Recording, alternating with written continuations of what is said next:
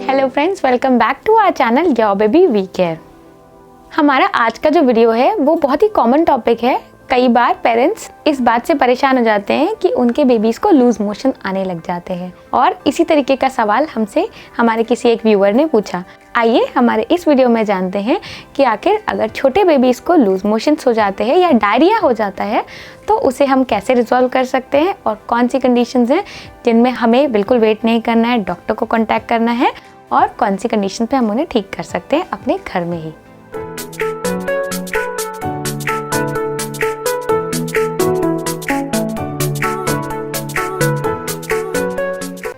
जब हमारे बेबीज छोटे होते हैं यानी न्यूबॉर्न होते हैं उस टाइम पर जनरली हम उसे ब्रेस्ट फीड ही कराते हैं या फिर हम उसे फॉर्मूला फीड देते हैं और कोई भी सॉलिड फूड उसे नहीं देते हैं। साथ ही साथ उसका बहुत ही ज़्यादा एनवायरनमेंट कंट्रोल भी रहता है, तो बेबी आसपास की चीज़ें अपने मुंह में नहीं डालते। बट जब वो 6 मंथ की अबव की एज में होते हैं तब हम उन्हें नए नए फूड्स इंट्रोड्यूस कराते हैं और साथ ही साथ आसपास कई चीज़ें होती हैं जिन्हें बेबी देखकर बहुत अट्रैक्टेड रहता है और उठाकर अपने मुंह में डालता है। तो इन सारी रीज़न से बेबी के पेट में कुछ इन्फेक्शन हो जाते हैं, क्योंकि कई बार हम बहुत कोशिश करते हैं अपने बेबी के आसपास सफाई रखने की, बट कुछ ना कुछ ऐसा होता है जो बेबी अपने मुंह में डाल लेता है और वो कंटामिनेटेड होता है, जिसकी वजह से बेबी को लूज मोशन हो सकते हैं, क्योंकि वहाँ पर उसे किसी तरीके का बैक्टीरियल या वायरल या फिर पैरासिटिकल इन्फेक्शन हो जाता है। कई बार ऐसा भी होता है कि बेबी को कोई मेडिसिन चल रही होती है और उसकी वजह से भी बेबी को लूज मोशंस हो जाते हैं। और साथ ही साथ कुछ ऐसी मेडिकल कंडीशंस भी होती हैं जिनमें भी बेबी को लूज मोशंस होना बहुत ही कॉमन होता है। इसके साथ ही कई बार जब हम ट्रैवल करते हैं तो बेबी डिफरेंट प्लेस पर जाता है और वो अडाप्ट नहीं कर पाता और उस वजह से भी बेबी को लूज मोशंस बहुत ही ईजिली हो जाते हैं। और कई बार ऐसा होता है कि बेबी के दांत निकल रहे होते हैं, उस टाइम पर भी बेबी को लूज मोशंस हो जाते हैं। तो दोस्तों, ये सारे थे रीजंस कि बेबी को आखिर लूज मोशंस होते क्यों हैं। जब आपका बेबी छोटा है और वो केवल ब्रेस्ट फीड या फॉर्मूला फीड पे है तो उस टाइम पे बेबी को लूज मोशंस हो रहे हैं ये डिटेक्ट करना काफ़ी मुश्किल होता है। लेकिन जब आपके बेबी की पॉटी की कंसिस्टेंसी बहुत ही ज़्यादा रनी है या फिर म्यूकस आ रहा है या ब्लड आ रहा है, तब आपको अलर्ट हो जाना है और उस कंडीशन में आपको डॉक्टर को कांटेक्ट करना है। जब आपका बेबी फॉर्मूला फीड है तो उसकी पॉटी जो होती है वो जनरली थोड़ी सी सीडी होती है, येलो कलर की होती है और बहुत ही ज़्यादा सॉफ्ट होती है। बट जब वो फॉर्मूला फेड होता है उस कंडीशन में बेबी की जो पॉटी होती है उसका कलर थोड़ा सा टैन से ब्राउन कलर के बीच में होता है। ब्रेस्ट फीडिंग बेबी से थोड़ी सी ज़्यादा हार्ड होती है, तो आपको ये ध्यान देना है कि इन दोनों कंसिस्टेंसी से हट कर अगर बेबी की पॉटी कुछ ज़्यादा ही रनी है और बहुत ज़्यादा बेबी को प्रॉब्लम दे रही है, बेबी काफ़ी रो रहा है, तो आपको बेबी की इन सारी कंडीशंस को इग्नोर नहीं करना है और अपने डॉक्टर को कांटेक्ट करना है, क्योंकि ये जो साइंस है ये डायरिया के हैं। और अगर आपके बेबी की पॉटी में ब्लड आ रहा है, हो सकता है डायरिया थोड़ा ज़्यादा ही सीरियस हो। कई बार ऐसा होता है कि पेरेंट्स को ऐसा लगता है कि अभी ये शुरू ही हुआ है, वो ठीक हो जाएगा, बट ऐसा नहीं होता है। कई बार ये काफ़ी ज़्यादा प्रॉब्लमेटिक भी हो जाता है, क्योंकि कोई ना कोई बड़ा इन्फेक्शन भी हो सकता है और इन्फेक्शन जो आपके बेबी ने छोटी सी चीज़ से लिया होगा लेकिन टाइम पे अगर आपने उसका इलाज नहीं किया तो वो काफ़ी ज़्यादा बड़ा हो सकता है। तो जब आपका बेबी न्यू बॉर्न है, 0 to 6 मंथ का है, तब आपको बिल्कुल भी चांस नहीं लेना है और आपको तुरंत अपने डॉक्टर को कॉन्टैक्ट करना है और किसी भी तरीके की होम रेमेडी आपको ट्राई नहीं करनी है, क्योंकि 0 to 6 मंथ के बेबी के लिए आप बाहर से कुछ नहीं दे सकते एक्सेप्ट या तो आप बेबी को ब्रेस्ट फीड करा रहे हैं या तो फॉर्मूला फीड करा रहे हैं। ये दोनों ही कंडीशंस जनरली होता ये है कि जब आप बेबी को ब्रेस्ट फीड करा रहे हैं या फॉर्मूला फीड करा रहे हैं तो इन्फेक्शन के चांसेस सिर्फ 2 ही चीज़ों से होते हैं। जब आपने ब्रेस्ट फीडिंग बेबी को कराया है तो आपने हाइजीन का ध्यान नहीं दिया, हो सकता है आपके हाथों में कुछ कंटामिनेशन रहा हो या आपने कुछ ऐसे मान लीजिए आपने पर्सनल हाइजीन का ध्यान नहीं दिया, तो इन कंडीशंस में हो सकता है बेबी को ब्रेस्ट फीडिंग के टाइम पर भी डायरिया हो सकता है। या फिर आपने ब्रेस्ट पंप का यूज़ किया है और ब्रेस्ट पंप को जब आपने यूज़ किया है उस टाइम पे जो आपने बॉटल्स यूज़ किए या आपने ब्रेस्ट पंप की जो एक्सेसरीज़ हैं वो यूज़ किए, उनको प्रॉपर्ली स्टरलाइज नहीं किया या क्लीन नहीं किया, तो इन केसेस में भी बेबी को डायरिया हो सकता है। तो आपको जब भी बेबी को ब्रेस्ट फीड कराना है और उसके लिए पंप का यूज़ करना है या आपको हैंड एक्सप्रेस भी करना है, तो उन दोनों ही केसेस में आपको बहुत अच्छे से ध्यान देना है कि आप अपने हाथों को बहुत अच्छे से क्लीन करें और साथ ही साथ जिन भी एक्सेसरीज़ को आप यूज़ करने जा रहे हैं या बॉटल का यूज़ करने जा रहे हैं या पंप के किसी भी पार्ट को यूज़ कर रहे हैं, आप उन सारी चीज़ों को अच्छे से क्लीन और स्टरलाइज करके ही यूज़ करें, क्योंकि इन्हीं रीज़न से है जब आपका बेबी ब्रेस्ट फीडिंग पे है और बाहर से कुछ भी नहीं ले रहा है लेकिन फिर भी उसका पेट खराब हो जाता है और उसको लूज मोशन हो जाता है। तो आपको इन सारी बातों में बहुत ज़्यादा हाइजीन का ध्यान देना है। और इसी तरीके से जब आप बेबी को फॉर्मूला फीड करा रहे हैं उस टाइम पे भी यही होता है कि आपने जो बॉटल का यूज़ किया है या फिर आपने फॉर्मूला बनाने के लिए जिस भी बर्तन का यूज़ किया है वो ही आपने प्रॉपरली हैंडल नहीं किया है, या आपने अपने हाथों को ठीक से वॉश नहीं किया है, या फिर आपने उन चीज़ों को ठीक से वॉश नहीं किया और स्टरलाइज नहीं किया है जिनमें आप बेबी को फॉर्मूला फीड कराने जा रहे हैं या उसके लिए उसमें फॉर्मूला प्रिपेयर कर रहे हैं। और हो सकता है आपने जो पानी लिया है फॉर्मूला बनाने के टाइम पे, कभी ये भी होता है कि आपने वो पानी जो लिया है उसको ठीक से यूज़ नहीं किया है, या आपने कंटामिनेटेड बॉटल से पानी लिया है या कंटामिनेटेड वाटर को ही ले लिया है। तो आप जब भी फॉर्मूला बनाते हैं तो आप उसको अच्छे से बॉईल करें और फिर उसे ठंडा होने दें, ताकि अगर उसमें कोई जर्म्स रहे तो वो वहाँ पर ख़त्म हो सके और उसके बाद ही आप बेबी को फीड कराएं। तो कभी होता है कि जल्दी जल्दी में आप हल्का सा गर्म करते हो और सोचते हैं कि कोई बात नहीं, कोई प्रॉब्लम नहीं है, इट्स नॉर्मल, ठंडा ही तो अल्टीमेटली करना है, बट वो एक्चुअली प्रॉब्लम तब करता है जब आपके बेबी को किसी तरीके का इन्फेक्शन हो जाता है।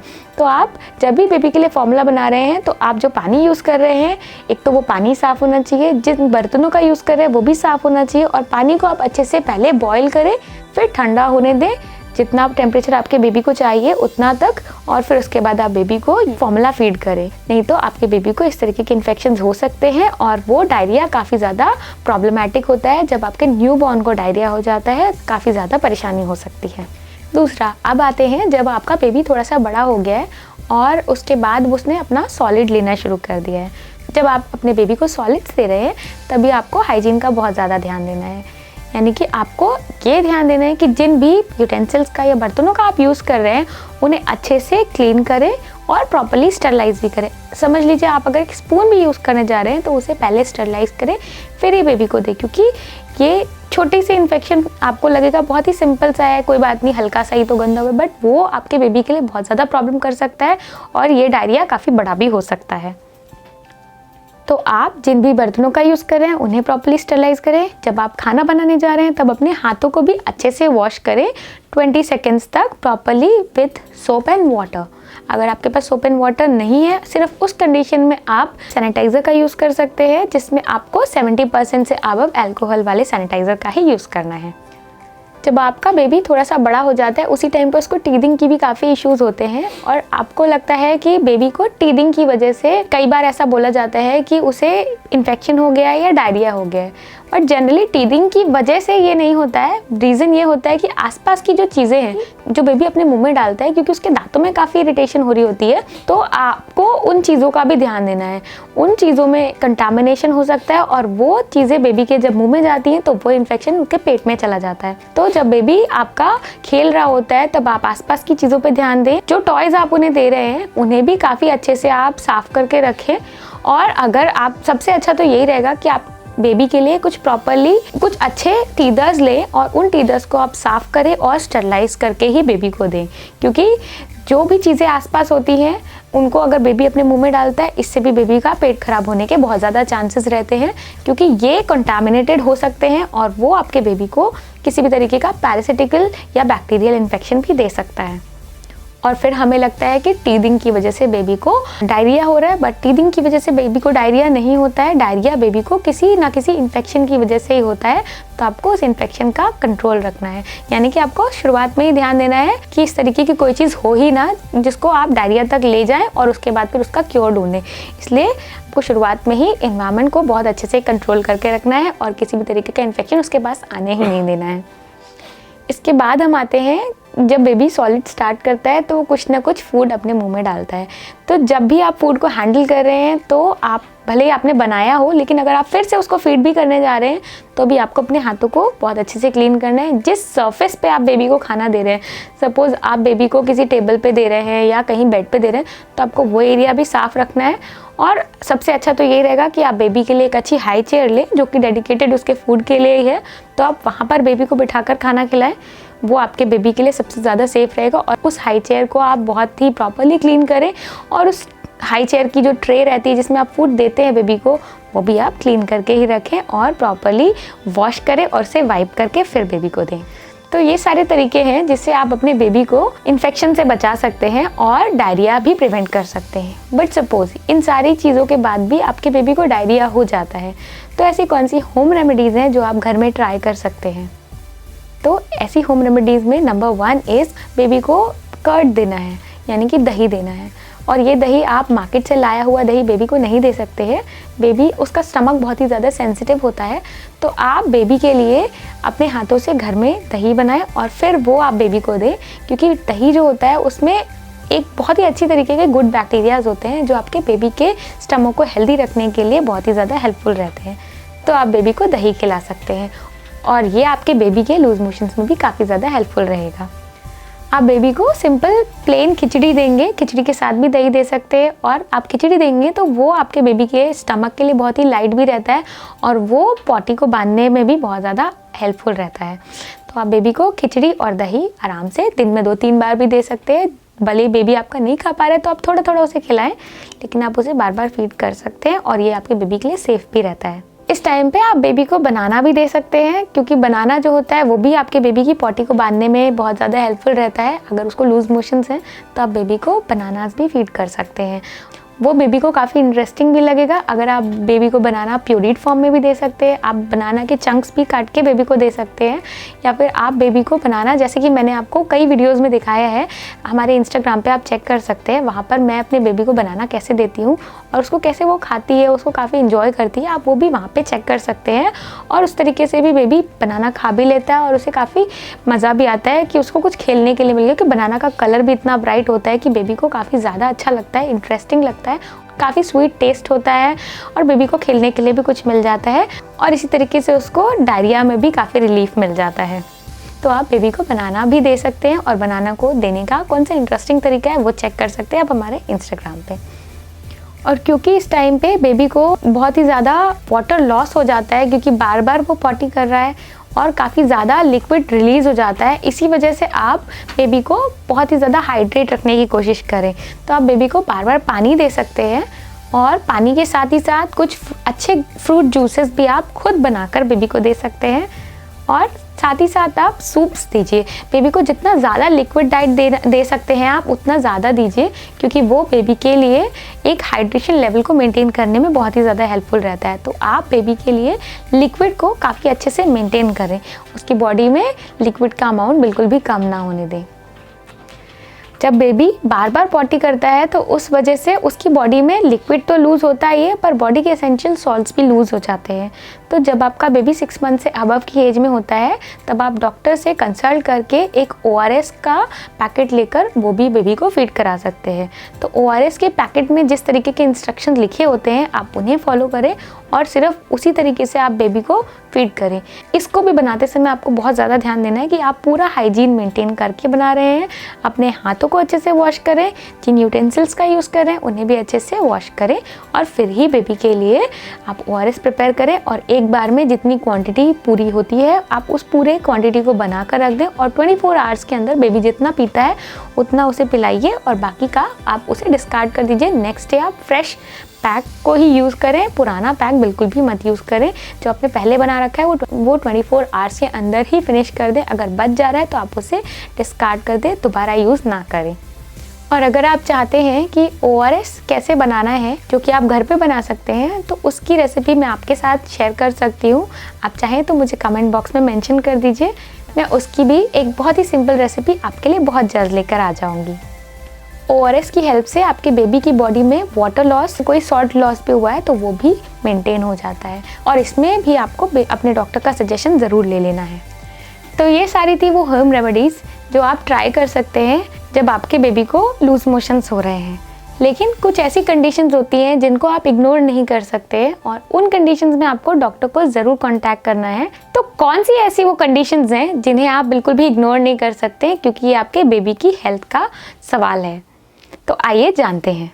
पहली कंडीशन, जब आपके बेबी के पॉटी में ब्लड आ रहा है तो वो बिल्कुल भी नॉर्मल नहीं है। तो आपको इस कंडीशन में आपको डॉक्टर को कांटेक्ट ही करना है और कोई भी होम रेमेडी खुद से ट्राई नहीं करनी है। दूसरा, अगर आपके बेबी के पॉटी में थोड़ा भी म्यूकस आ रहा है, म्यूकस यानी कि जैसे आपकी नोज़ होती है तो नाक में निकलने वाला जो सब्सटेंस होता है उसी के जैसा अगर कोई सब्सटेंस आपके बेबी की पॉटी में भी आ रहा है तो वो म्यूकस होता है, और वो बिल्कुल भी नॉर्मल नहीं है, वो किसी सीरियस इन्फेक्शन का साइन हो सकता है। तो आप वो भी बिल्कुल भी इग्नोर ना करें और अपने डॉक्टर को कांटेक्ट करें। तीसरा कि आपके बेबी को डायरिया है और साथ ही साथ फीवर भी हो रहा है, तो इस कंडीशन में भी आपको डॉक्टर को कांटेक्ट करना है, क्योंकि ये भी बिल्कुल भी नॉर्मल नहीं है। अगर आपके बेबी की पॉटी बहुत ही ज़्यादा वाटरी है, यानी बहुत ही ज़्यादा पतली है कि जैसे बिल्कुल पानी जैसी है, तो वो भी कंडीशन बिल्कुल भी नॉर्मल नहीं है और इसमें भी आपको डॉक्टर को कांटेक्ट करने की ही रिक्वायरमेंट है। साथ ही साथ अगर आपके बेबी को इस दौरान वॉमिटिंग्स आ रही हैं और ख़ास तौर से अगर ये वॉमिटिंग्स ग्रीन कलर की हैं, तो आपको बिल्कुल भी वेट नहीं करना और डॉक्टर को तुरंत कांटेक्ट करना है, क्योंकि ये भी किसी बड़े इन्फेक्शन का साइन हो सकता है। और इन सारे कंडीशन में आपका डॉक्टर आपके बेबी को चेकअप करता है और साथ ही साथ अगर कोई टेस्ट रिक्वायर्ड है, जैसे कि स्टूल टेस्ट होगा या कुछ ऐसा टेस्ट जिसमें आपके बेबी की पॉटी में कोई इन्फेक्शन है या नहीं, इस बारे में पता लगाया जाता है, ऐसे टेस्ट वो आपको सजेस्ट करेंगे और आप वो टेस्ट कराएंगे, तभी आपके बेबी को नेक्स्ट किस तरीके की ट्रीटमेंट की रिक्वायरमेंट है वो डॉक्टर आपको सजेस्ट करेंगे और आप उस ट्रीटमेंट को कंटिन्यू कर सकते हैं।